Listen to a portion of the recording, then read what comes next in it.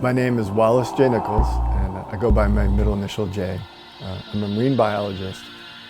In the past decade, I've been studying the human relationship to water, the emotional connection that we have to lakes, rivers, and oceans, and the vast benefits that those waterways bring to our lives.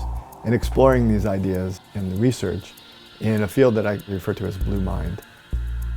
And my work is now all about connecting those ideas with many different sectors of society, from art and design to health and well-being, to even real estate and planning, of course to conservation and environmental work, and pretty excited about it. Jay is one of those people who is so passionate and focused on what he does, what he believes in. He's incredibly engaging, and I think he is one of those examples of people who dedicates his life to something because his heart and soul is in it. And I think he's making great change in the world. Blue Mind resonates with people like me because it's something that we innately feel and know and understand. To have somebody explain it scientifically in terms of neuroscience, in terms of the body, in terms of change, and in terms of emotion, gives an explanation to what we already feel. Those of us who are perhaps connected to the oceans on many levels, not just because we go for a swim. For me, it's been a part of my life. Instinctually know that what Jay is explaining is real. But it is really important for somebody like Jay to be able to take that forward and actually dissect it for people, to be able to explain what happens in your brain when you touch water, what happens in your body and your body temperature and on all levels, because I do feel like most people need an explanation, and Jay can do that. So you wrote a book, Blue Mind, which I've read. I was a little afraid to open it up because I thought it was going to be very science-y. It was not. It was very human. It was an enjoyable, very fast read, but it had some really interesting science in it.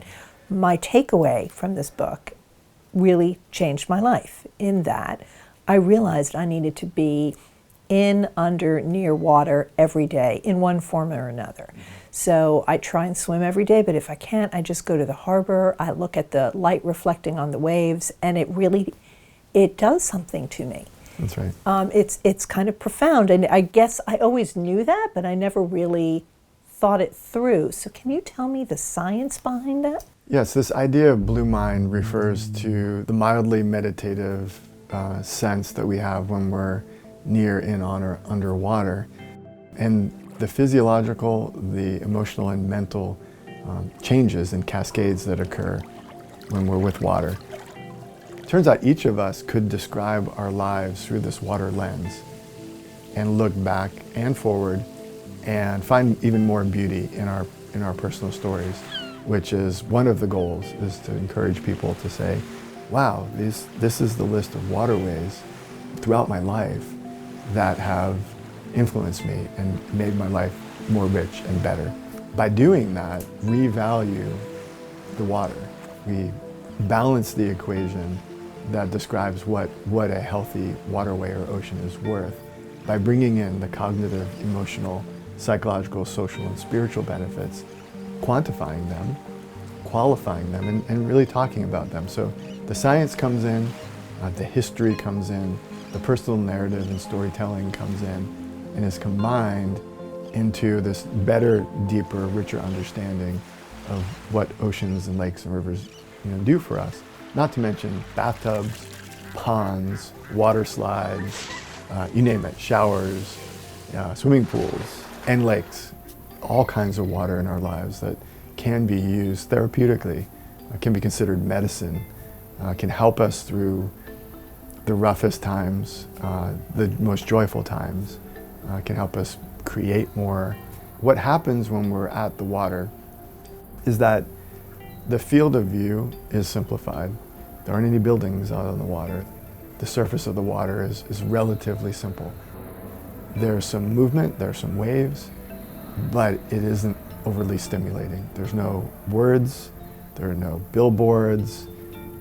So visually simplified, auditorily also simplified. So the sound of the water masks most other sounds. So no sirens, no phone calls, just the sound of the motion of the water, whether it's a river or waves lapping on the beach. When we're getting in the water, our bodies also get some relief. So all of the effort that goes into even just sitting comfortably in a chair, you're coordinating hundreds of muscles to allow you to do that. When you're floating in water, you give up that bandwidth as well. So visually, auditorily, and somatically, your brain is getting a break. And when your brain gets that break, it takes that bandwidth and doesn't just turn off and go to sleep. It puts it to really good use. And that's when you have those creative moments, those aha moments. Your mind wanders into new places and you think new thoughts. And sometimes it's good to write them down and record them because they may not come back easily again. A lot of creative people move to the water to experience Blue Mind and then increase their output of music or art or entrepreneurship and inventions. Prose and poetry happens there. And there's a reason why. It's because your brain gets to do that thing that it doesn't do when you're focused and very occupied with a task, or in the mode that we refer to as red mind, which is a fight or flight or a fear-based and anxious mode that is increasingly a big part of our lives, of modern human life. Lots of screens, lots of information, lots of processing, lots of rumination, concern over what does this mean to me? What am I going to do with this information? How am I going to respond? What does this person mean? Whether it's a text message or a news clip or a headline. And we've never had more information coming in to our own minds on a daily basis. And we're processing all of that. And we have a hard time tuning it out, and we have a hard time turning it off. And that creates just a mild or a high level of anxiety that is nearly constant for a lot of people who are connected into this network.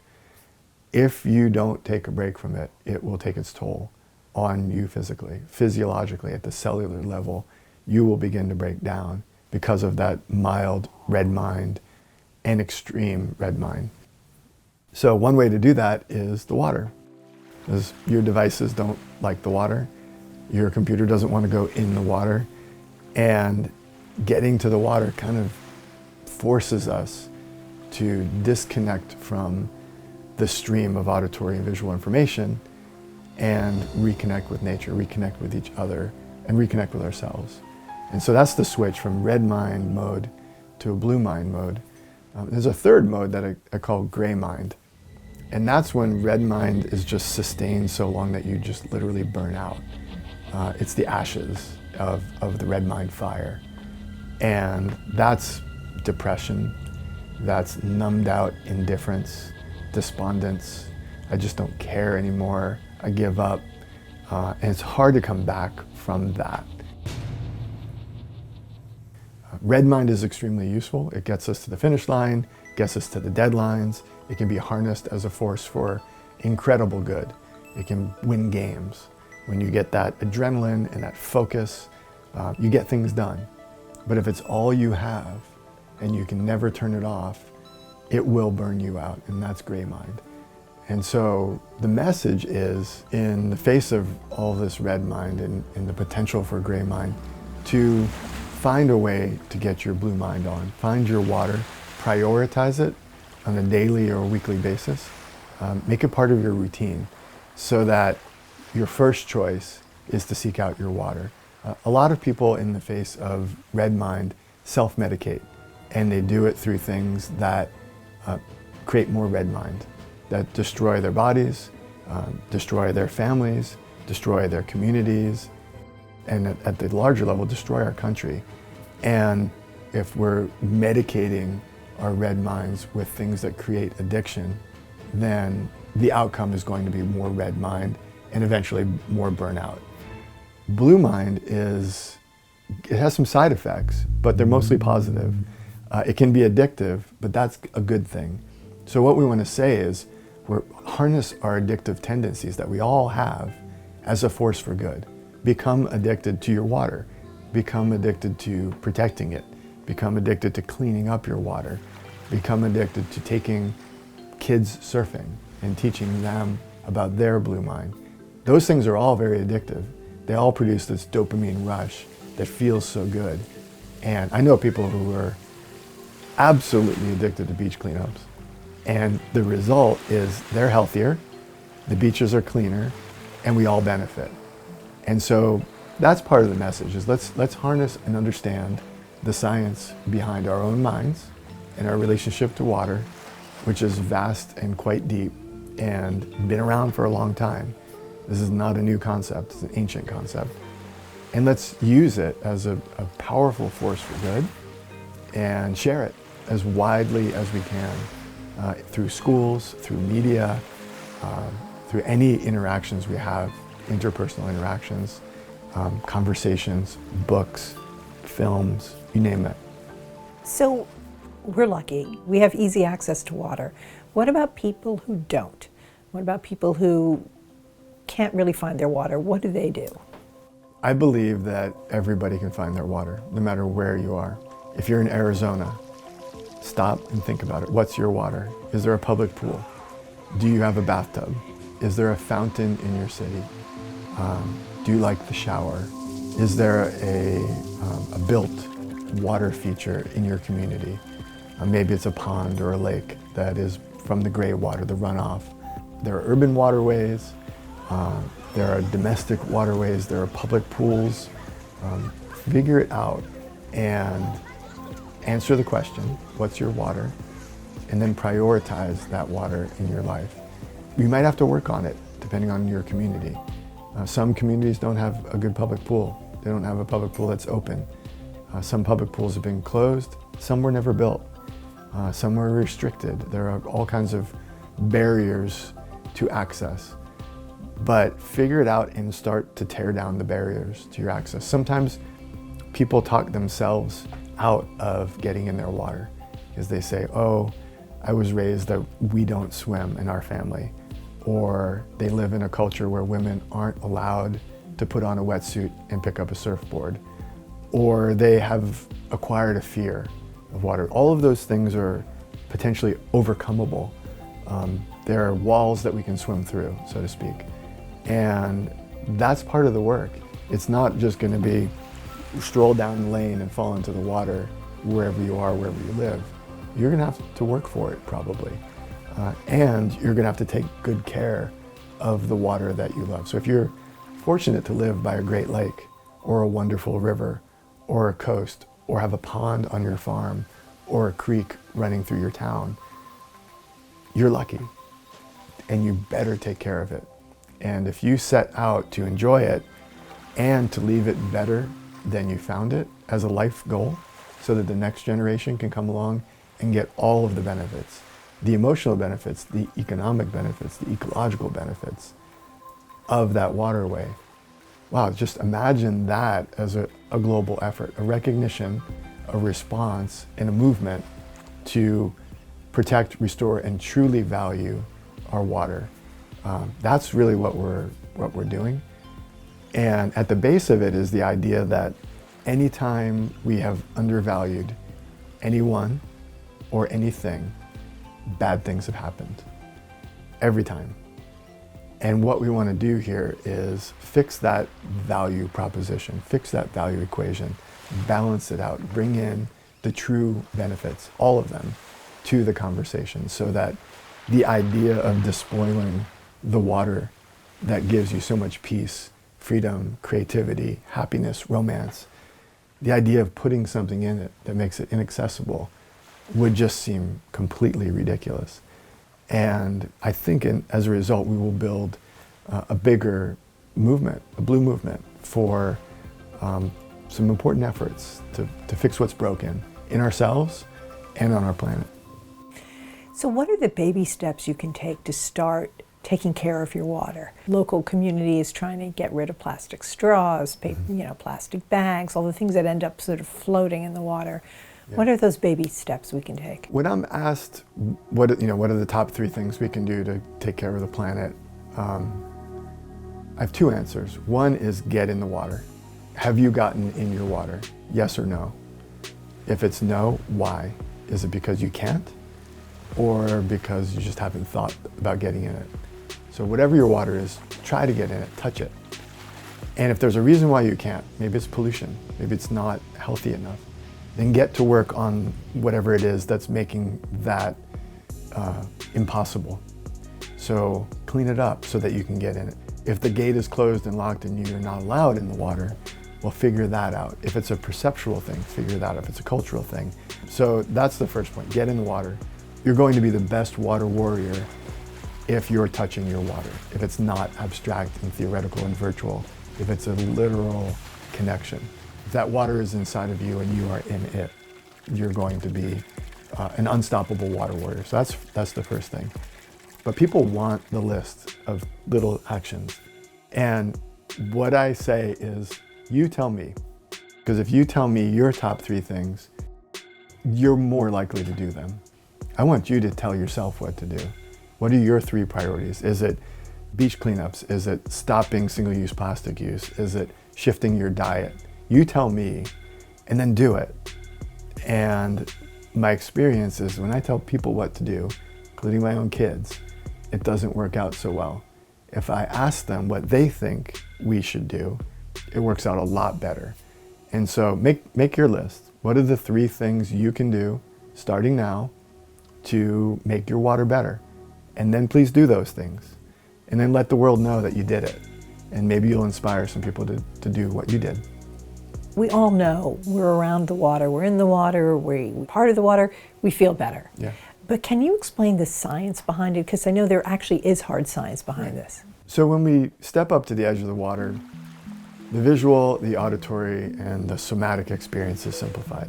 What happens in that situation is our breathing rate begins to slow, our heart rate begins to slow, our skin temperature cools. If we get water splashed on our face, even more so. We move into a different mode. We call it blue mind. It has components of a deep mammalian response to water that happens in all mammals. We're preparing ourselves for calming down and getting in the water. And that is a pretty absolutely amazing thing to know about yourself, that your body and your brain respond in this way. There's another key component in that we need water to survive. So if we don't have water for a week, we're done, we're out. So our brains and our bodies are evolved to position ourselves well relative to the best water, to recognize it based on sight and sound, to know what water feels like and respond to it. And over millions of years, get it right, because those who got it wrong are no longer around and they did not pass on their genes. Those who got it right are us.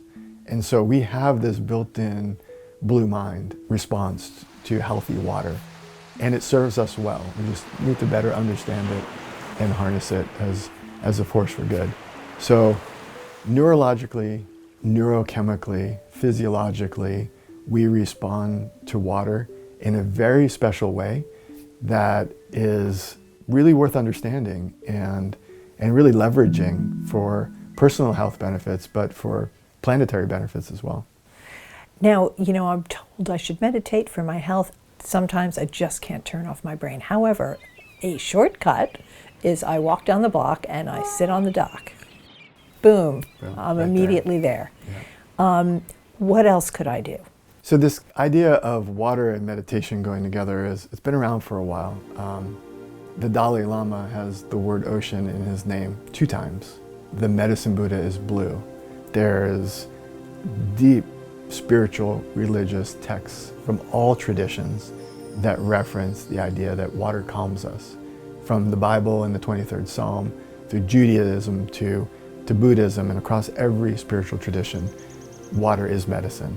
If you're trying to practice mindfulness and meditation and you're having a hard time turning things down, tuning things out, try the water as a stepping stone. It works incredibly well. Evidence of that is if you look up books about positive psychology, meditation, wellness, oftentimes you find water on their cover. Rarely will you find a reference to actual water in the text, But a lot of times water is the image chosen for the cover for these very reasons, that it implies calmness, focus, mindfulness, and meditation. Just the image of it. And so what we're trying to do is carry not just the cover image as a piece of communication, but we want those words in the text so that we're not just symbolically and metaphorically referring to water, but literally and actually prescribing water as a path to mindfulness and meditation. And I think there's a lot of potential there, and particularly for students of meditation, just starting with going to the water or putting the sound of water on an app or a speaker, listening to it, watching water on a screen, just to begin to calm your mind so that you're more available to meditation. I think it's a very simple, free way to get yourself into that mindset so that you can explore the vast benefits of meditation and mindfulness. This seems so obvious. It seems like it's hiding in plain sight. How come this hasn't been a movement until now? We've, as a society, spent a lot of effort to remove emotional language from our serious conversations, from academia, from our institutions, from our agencies, from serious boardroom conversations. But marketers have always known that if you don't use emotion, you're not getting it anyway. You can't just bombard people with facts. But that's what we've tried to do in the water conservation world, in the ocean conservation world. We thought, well, facts, fear, guilt, and anger would build a movement, and it doesn't.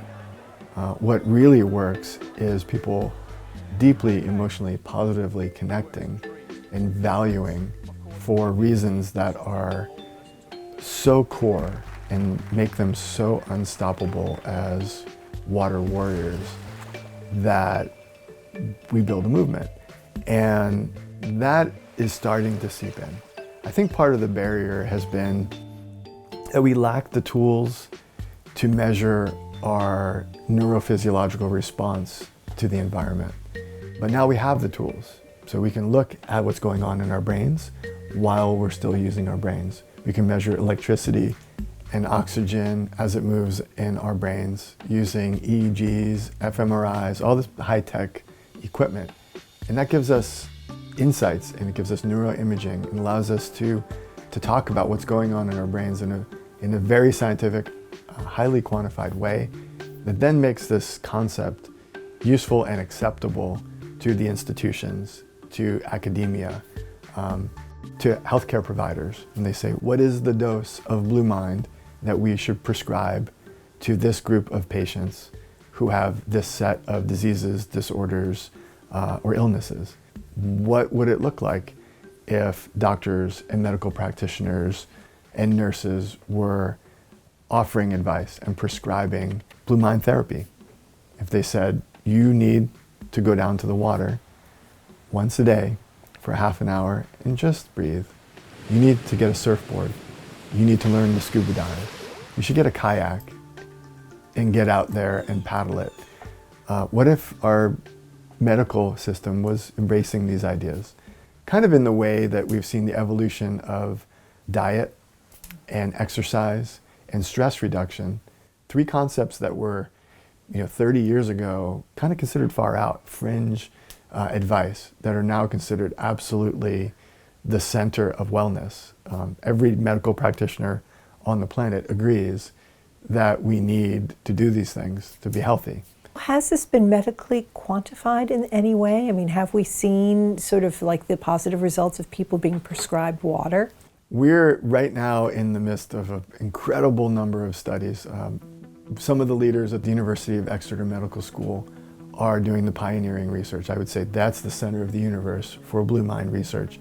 They're a phenomenal interdisciplinary team of physiologists, neuroscientists, toxicologists, demographers, statisticians, geographers, bringing everything to bear on this question about, can blue space be prescribed to people who need it most with vast benefits or even subtle benefits? And all of the research, all of the results, all of the publications consistently point in the same direction, which is yes.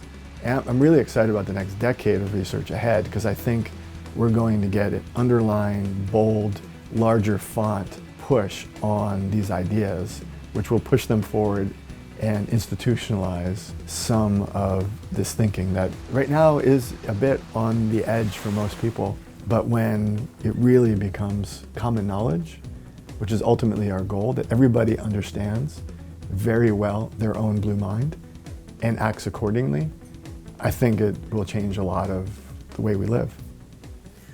You hold up these blue marbles and say, we're a blue planet. And you know, the majority of our planet is water. We get most of our oxygen from the water. It's so much a part of who we are fundamentally as human beings, as animals. Can you talk about how we kind of take that for granted in a way? We live on this little blue planet. It's a planet dominated by water. It's quite special in the universe as far as we know. And it's a reminder that we need to take care of the water, we need to take care of each other, and that everything we do, big and small, matters. And we do nothing alone. And so I give out these marbles, and they're just a very simple gesture of gratitude.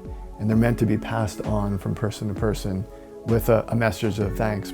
But what's happened is we've shared over 1 million marbles all over the world. And because they're charged with virality, they're meant to be passed on, they're all moving. So this 1 million marbles is reaching tens of millions of people. And there's no way to turn it off. There's no off switch. So it is helping create this conversation. People receive a blue marble and it's just a nice moment. But then it's connected to this larger message, and then it's passed on from person to person. And I think that's the way we need to work. We need to share well. We need to recognize the good work of others and say thank you. And giving a small gift with no strings attached makes the oxytocin in our bodies and minds bubble up, and that creates trust and connection. And that's really the message of these blue marbles, is to help us share these ideas. They're blue, but they're nonpartisan. I mean, this is what really unites us all. There's a lot of ways people are disagreeing, whether it's politics or their religious tradition or over all kinds of human interactions. But there are also so many things we have in common, so many ideals that we share. And water unites us. It just fundamentally connects everyone and everything here on this water-based planet. And I say that both as a scientist, but also as a poet. And what Blue Mind is doing is it's adding to the poetry a necessary wave of science, so that we can hold both together and reach more people. And so some people get really geeky and really into the science and want more, and some people gloss over it and they're on board through the poetry of it. Never given someone a blue marble and had them find it offensive. That's really hard to do these days. How can you give a broad, powerful message without offending anybody? Well, this is one example. It's an ecumenical approach to bringing people together in support of the planet we call home. You mentioned earlier, so much of us are in a red state, or even worse, in a gray state. We're totally burnt out. I see so many people I know they're almost like sleepwalking through life.